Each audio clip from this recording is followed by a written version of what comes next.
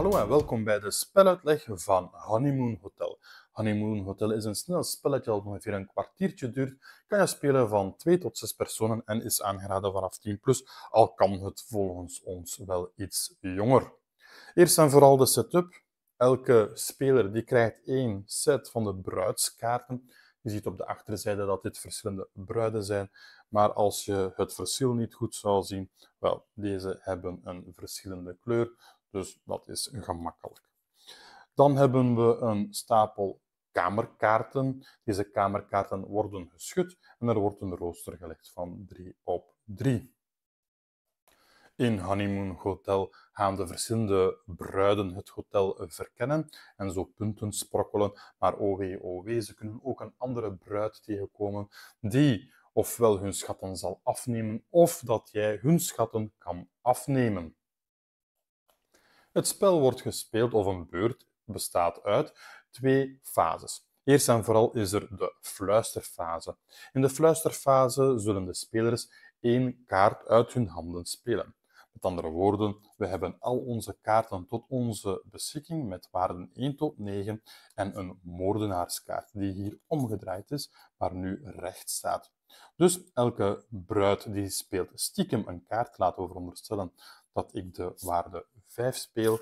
Een andere bruid die legt haar kaart gedekt hier en de andere bruid die legt haar kaart hier. Wanneer iedereen een kaart gekozen heeft, dan worden deze omgedraaid. En de speler met de laagste waarde die mag de actiefase ondernemen.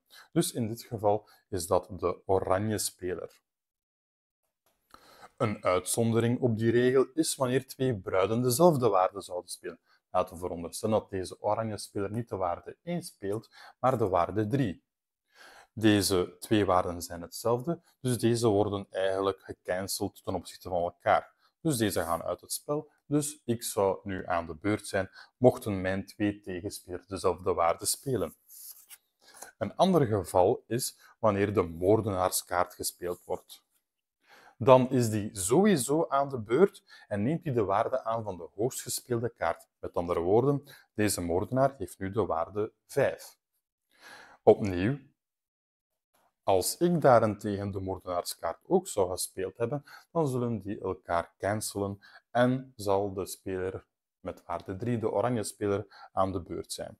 Als dus alle spelers een kaart zouden spelen met dezelfde waarde, dan gaan we direct over naar een volgende fluisterfase, want dan is er eigenlijk niemand aan de beurt.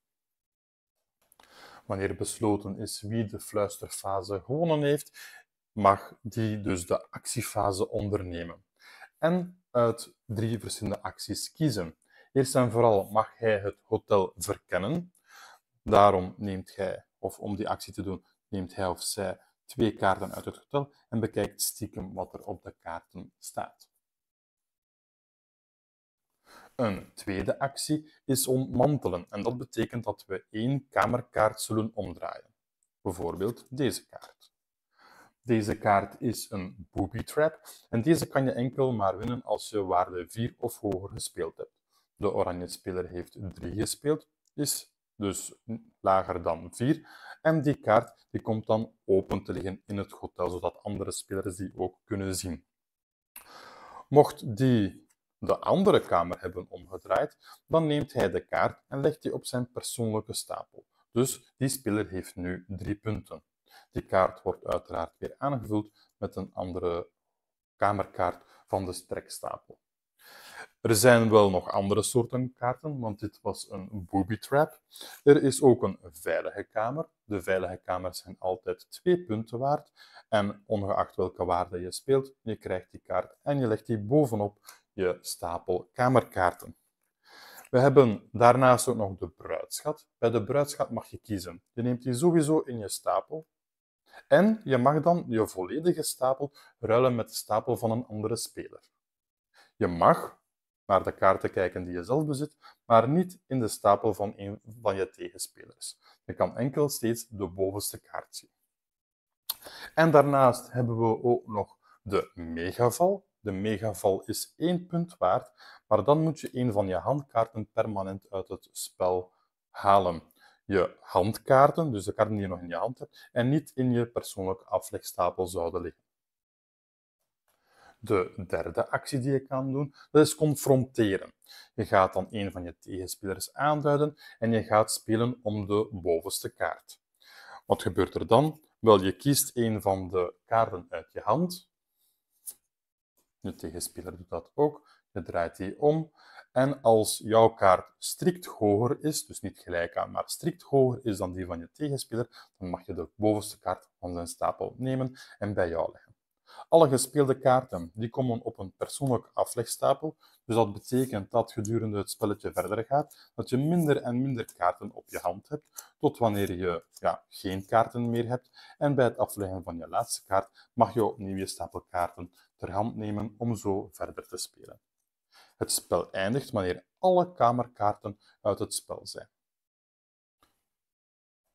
Daarna worden de punten allemaal opgeteld en de bruid die het meeste punten heeft, die wint het spel. In het geval van een gelijkstand zal de bruid winnen die de meeste kamerkaarten heeft ontdekt. Als dat dan nog gelijk is, dan zullen de bruiden de overwinning delen. Ziezo, dit was onze korte speluitleg van het spelletje Honeymoon Hotel. Als je deze soort content graag ziet, vergeet dan zeker en vast niet te abonneren of om dit filmpje te liken. En lees binnenkort onze review op www.spelendreef.be. Bedankt om te kijken.